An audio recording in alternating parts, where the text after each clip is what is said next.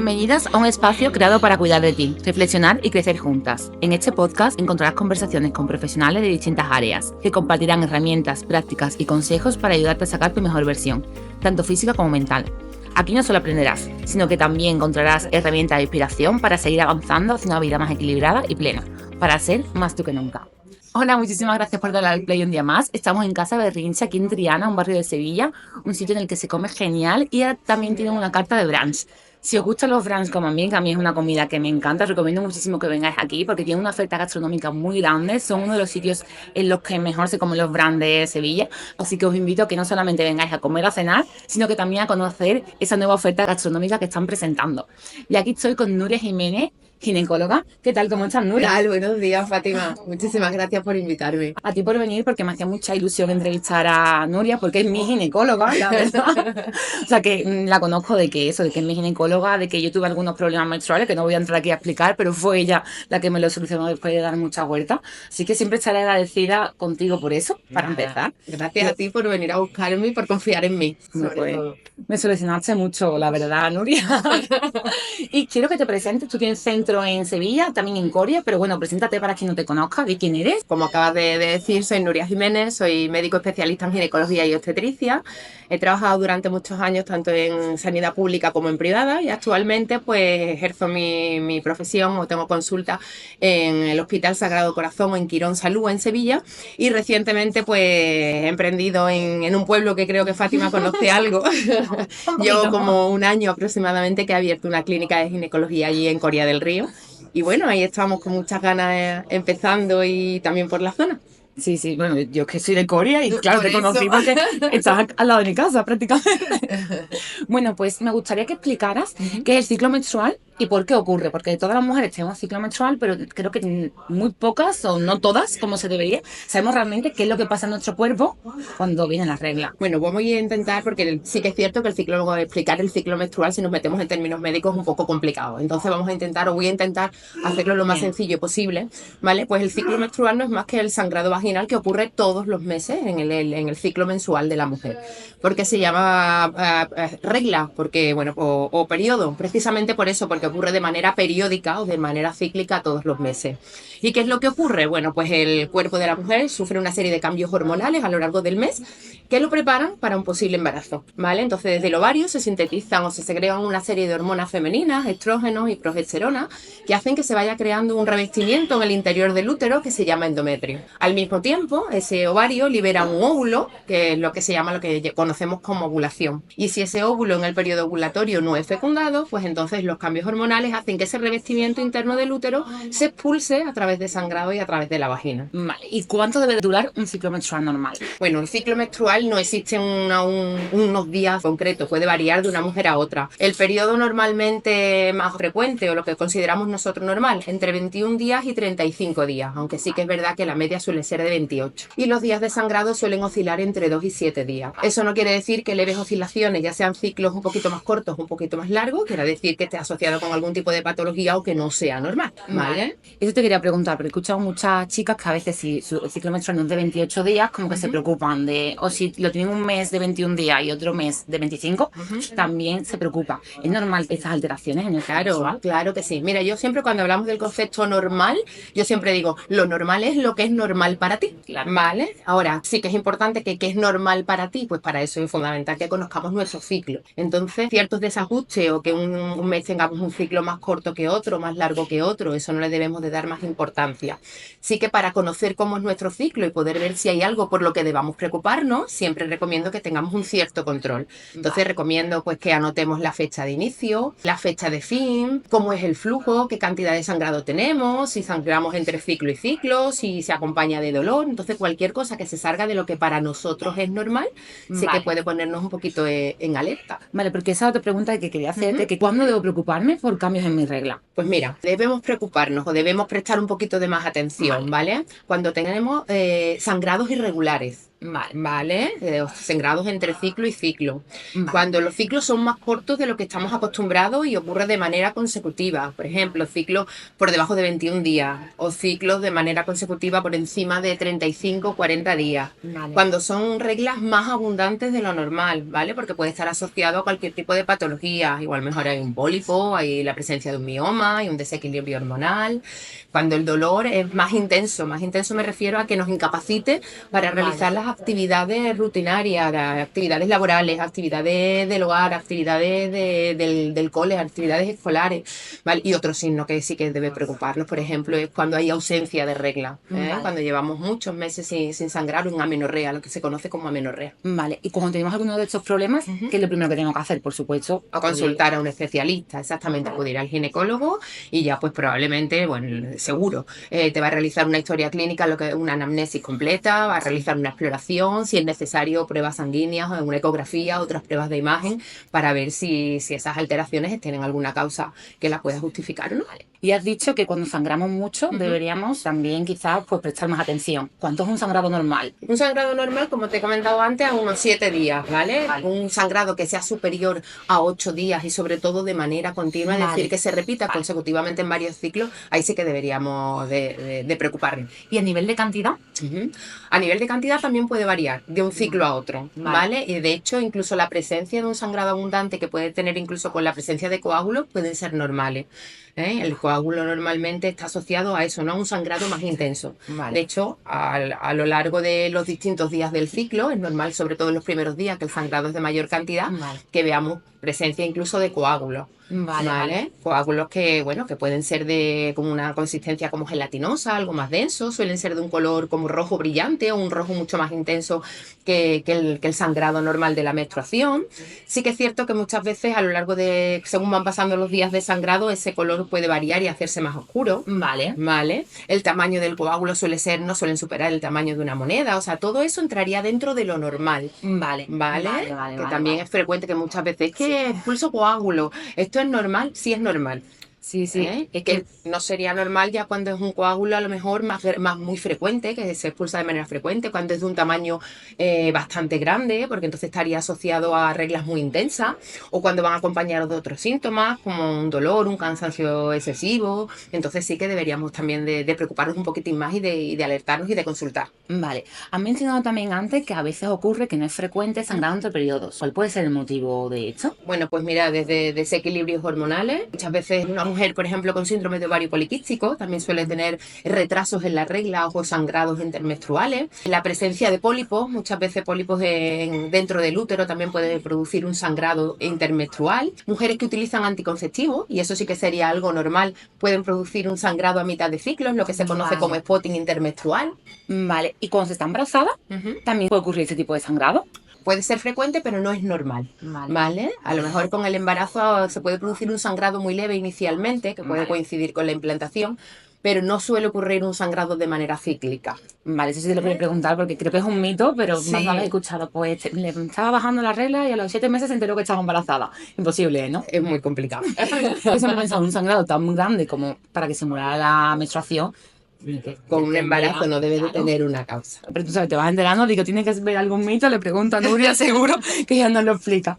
¿Y cuáles son los síntomas más frecuentes de la menstruación? Bueno, pues mira, aunque parezca muy evidente, el síntoma más frecuente es el sangrado vaginal. Sí. ¿Vale? Y después puede ir acompañado de otros síntomas, tanto corporales como emocionales, que conocemos como síndrome premenstrual, que incluye, pues, desde dolor de cabeza, dolor e inflamación del pecho, dolor tipo como calambre en la zona de la pelvis o de la zona de los ovarios, dolor a nivel renal, molestias gastrointestinales como náuseas, diarrea, muchas veces estreñimiento, gases, otros cambios como por ejemplo alteraciones en el humor, la presencia de acné también es muy frecuente. Todos esos son síntomas que van en torno a, suelen empezar a unos días antes y normalmente cuando llevamos un par de días sangrando tienen tendencia a desaparecer, ¿vale? ¿Cuánto peso se puede coger en la regla? Bueno, dependiendo de cada mujer, pero a lo mejor un par de kilos por retención de líquido. Sí que es verdad que si nos pesamos justo antes de ponernos con la regla siempre vamos a pesar más de nuestro peso habitual. Que te lo pregunto porque yo como nutricionista lo comento mucho y es que no me cree muchas veces. Sí. Digo, te traer aquí a una ginecóloga que respalde lo que estoy comentando. Sí, los cambios porque... hormonales pueden producir también eso, no porque aumentemos de peso por peso de grasa,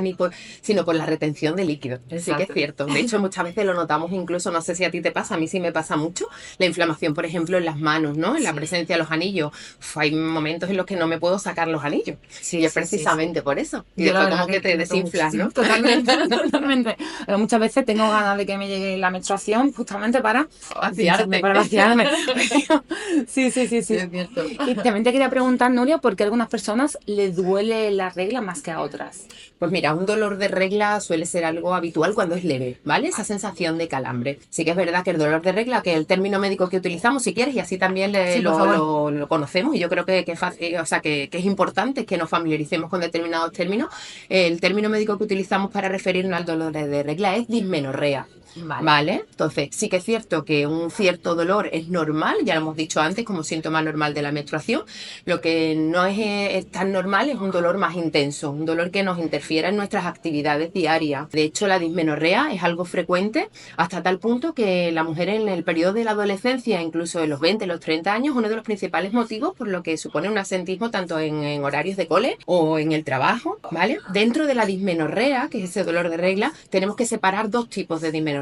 La dismenorrea primaria y la dismenorrea secundaria. La dismenorrea primaria, muy fácil, y si quieres damos una serie de puntos que nos la diferencien. La dismenorrea primaria es la más frecuente, suele aparecer sobre todo en las niñas cuando empiezan con el periodo, no suele estar asociada o no está asociada a ningún tipo de patología ni de alteraciones en el útero, suele empezar 1 o 2 días antes de que nos baje la regla y suele tener una duración de 1 o 2 días. Con el paso del tiempo tiene tendencia a disminuir o a hacerse más leve. Incluso hay un hecho, por ejemplo, en mujeres que han estado embarazadas después de dar a luz, ese dolor desaparece y suele estar relacionado porque hay un aumento de las prostaglandinas. Las prostaglandinas es una hormona que se produce en el útero y que es la encargada de producir la contracción y la relajación de esas fibras musculares, con lo cual es lo que produce esa sensación de calambre.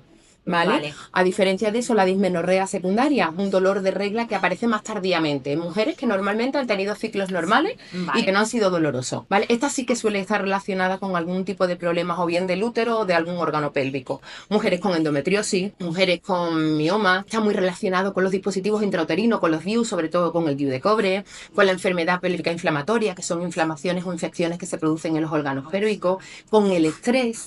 También está muy relacionado.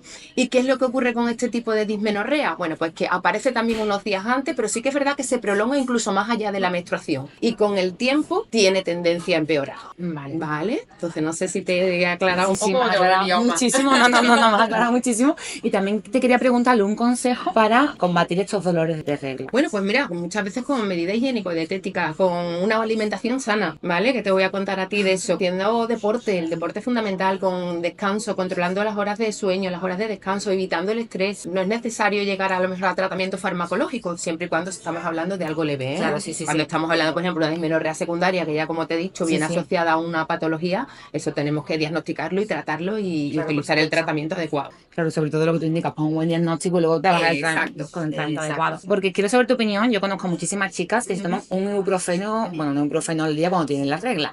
¿Qué consideras de esta práctica sin saber realmente qué es lo que le está causando este dolor y tampoco si es primario o secundario? Porque quizás es un leve dolor, como tú dices, algo normal, pero están acostumbrados a tomarse un ibuprofeno cada vez que aparece este dolor. Creo que es fundamental un diagnóstico y encontrar una causa, porque si realmente el dolor es tan intenso para tú requerir de un antiinflamatorio continuamente y durante todos los meses, ahí te está diciendo que ahí hay una causa que debe ser más importante. Entonces yo no creo que sea lo indicado tomar el tratamiento, automedicarse. Yo creo que lo fundamental es ir al especialista, ver de dónde viene este dolor y tratarlo de la manera más adecuada posible. Sí, sobre todo también intentar normalizar que este dolor tan, como tú bien has dicho, tan grande que nos hace tomar un antiinflamatorio no es normal realmente. Claro, es un signo, ¿no? Te está diciendo de que algo está pasando, ¿no? Nuria, también me gustaría que explicaras qué es un ciclo anovulatorio y cómo sé si mi ciclo es anovulatorio o no.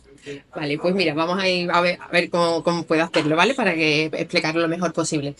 En un ciclo normal de la mujer, lo que ocurre es que el ovario pues libera un óvulo hacia la trompa de Falopio para que el espermatozoide pueda fecundarlo, ¿vale? En caso de que eso no sea posible, es decir, de que el ovario no sea capaz de liberar ese óvulo, entonces se produce lo que conocemos como anovulación o ciclo anovulatorio, ¿vale?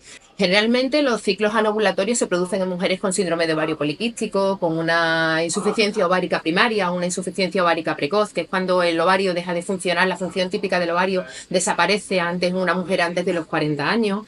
Suele estar relacionado también con pérdidas de peso excesivas o con una ganancia también de peso excesiva. Los niveles de estrés también pueden provocar los ciclos anovulatorios.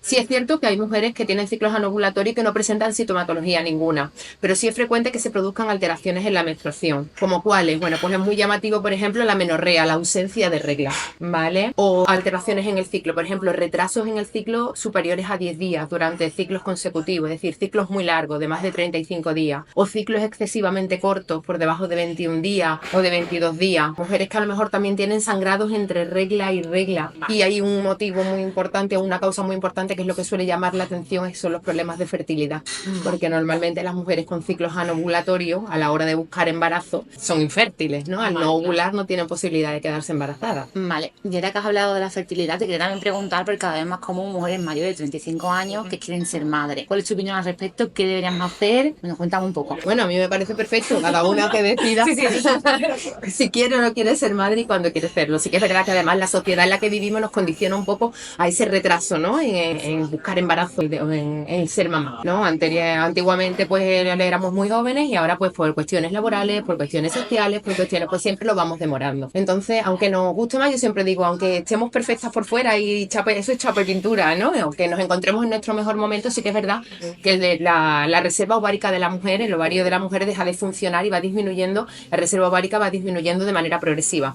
Y a partir de los 35 años, esa disminución o esa caída de la reserva ovárica es mucho más brusca, ¿no? Es como que la caída es mucho más vertical. Entonces, bueno, pues si una mujer tiene deseo, se plantea ser madre, pero actualmente o en este momento tiene cierta edad, o 35, 36, 38, y no es su momento porque a nivel social no lo sea, porque no tiene pareja, porque no económicamente, porque no le apetece, bueno, pues existe una opción que es la criopreservación, es la congelación de óvulos. Eso nos da la opción del día de mañana, si tenemos ese deseo genésico, pues poder ser madre con nuestros propios óvulos, ¿de acuerdo? Porque quedan congelados con la edad en la que realizamos la vitrificación. ¿Y cuál edad sería correcta para hacer ese...? Pues en torno a eso, en torno a los 35. No tiene mucho sentido hacerlo siendo más mayor, porque los óvulos, la calidad de los óvulos en una mujer de 40 años no es la misma que una mujer de 30 ni de 32. Entonces lo que pretendemos no es solo conseguir un embarazo, sino que no haya riesgos, que no haya alteraciones, que no haya alteraciones genéticas, alteraciones cromosómicas. Entonces, cuanto más tiempo pasa, no solo disminuye la cantidad de óvulos, sino que la calidad de ese óvulo ya no es la misma. Entonces, si más o menos tienes 30 años y sabes que quieres ser madre, pero que no estás en el momento, sería entre los 30 y 35 buen momento para congelar, ¿no? Sí. Vale, genial. Pues Nuria, ya para terminar me gustaría que pusieras un reto, porque a mí siempre me gusta finalizar con un reto, para que nuestros oyentes puedan hacerlo durante esta semana. ¿Qué reto te gustaría ponerle? Bueno, pues yo creo que algo que a lo mejor va a resumir un poquito, que nos va a ayudar de todo lo que hemos estado hablando, ¿no? Para llevar a cabo todo lo que hemos estado hablando, es conocer nuestro ciclo. Vale. Entonces, hoy en día es muy fácil, ya sea con un calendario, con un cuaderno, o más fácil todavía, que además estamos muy acostumbrados a cualquier app del móvil, registrar. Pues durante esta semana o durante, no solo esta semana, sino durante un par de meses, la fecha de inicio de nuestro ciclo, cuándo finaliza, qué cantidad de flujo tenemos, si va asociado con dolor, con no dolor, si tenemos cambios en el humor. Con eso vamos a ver si tenemos alteraciones hormonales. Podemos incluso llegar a conocer nuestro periodo ovulatorio cuando ovulamos, si hay algún síntoma o algo que nos llame la atención. Yo creo que es fundamental conocer cómo es nuestro ciclo para poder identificar si es normal o si hay algo que debamos buscar algún especialista o alguien que nos ayude. Y sobre todo conocer nuestro ciclo menstrual que tenemos todos los meses, claro. Pues saber cómo somos mes a mes. Claro, pues sí. Claro. Pues Nuria, muchísimas gracias por venir, por sacar este hueco, que sé que tu agenda está a no parar. Gracias a ti, yo encantada. Gracias, es un placer como siempre hablar contigo. Así que de verdad, muchísimas gracias. Cuando tú quieras, aquí estoy otra vez. Muchísimas gracias.